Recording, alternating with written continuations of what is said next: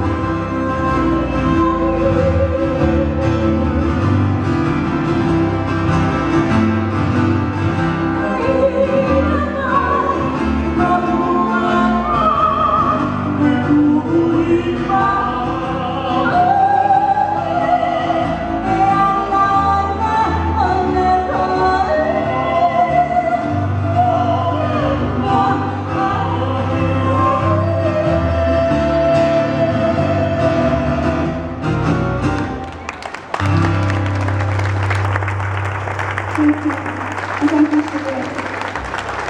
We're from the west side, so yeah, it was a hike to get here today.